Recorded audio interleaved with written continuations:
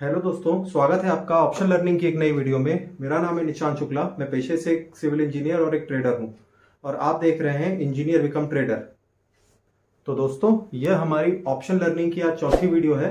इससे पहले की 3 वीडियो में हमने ये जाना कि ऑप्शन ट्रेडिंग क्या होती है, ऑप्शन चेन क्या होता है, उसके अलावा ऑप्शन ट्रेडिंग में बाइंग एंड सेलिंग कैसे की जाती है और कॉल एंड पुट क्या होता है, कैसे काम करता है। तो दोस्तों, आज की जो हमारी ये वीडियो है ये as a beginner point of view से बहुत ज्यादा इंपॉर्टेंट है। और आज का जो हमारा टॉपिक होगा वह होगा कि ऑप्शन ट्रेडिंग में एक्सपायरी क्या होती है और ये काम किस तरीके से करती है।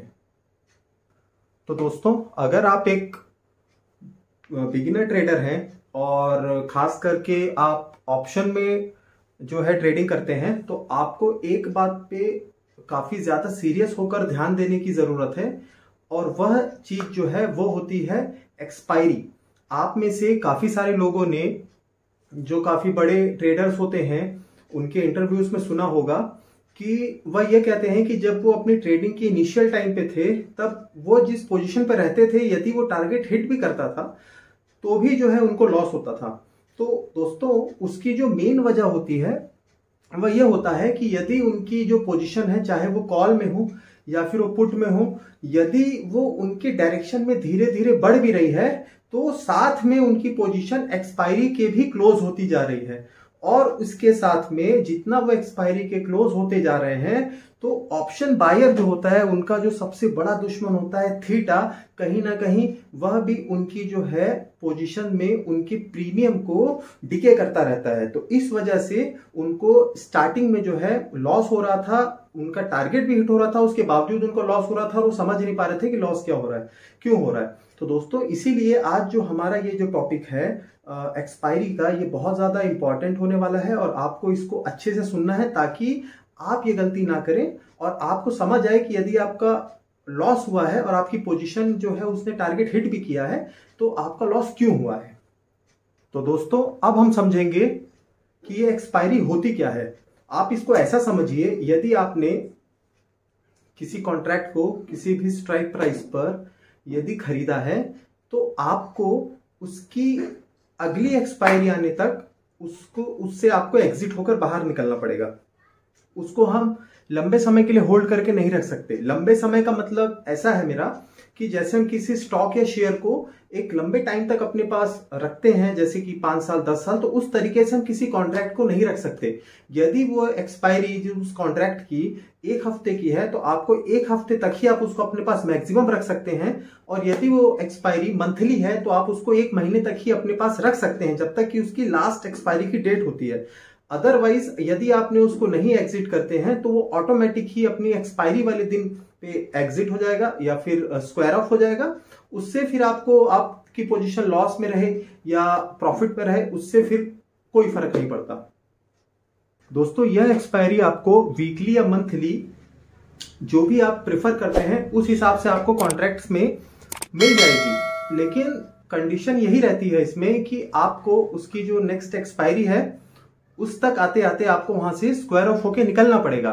हम उदाहरण के तौर पर हम निफ्टी 50 को समझते हैं। जैसे कि निफ्टी 50 की जो वीकली एक्सपायरी होती है ये गुरुवार के दिन होती है और जो शुक्रवार है उस दिन से नए कॉन्ट्रैक्ट्स आते हैं।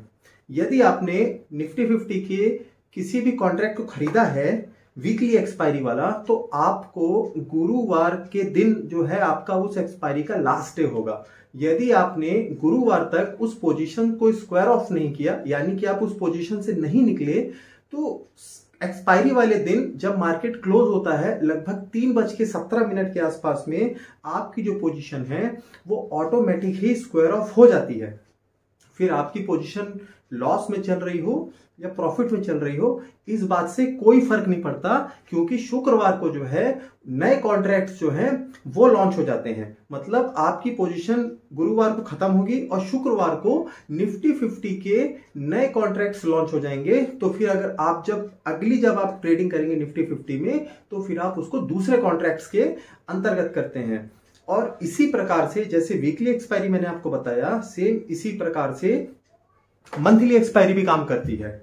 ओके फ्रेंड्स, तो दोस्तों मैं आपको स्क्रीन के इस साइड पे जो कि है ये दिखा दूंगा कि कौन से इंडेक्स की वीकली एक्सपायरी जो होती है वो किस दिन होती है। अब दोस्तों हम इसको एक और प्लेन एंड सिंपल जो है एग्जांपल से समझेंगे कि एक्सपायरी काम कैसे करती है।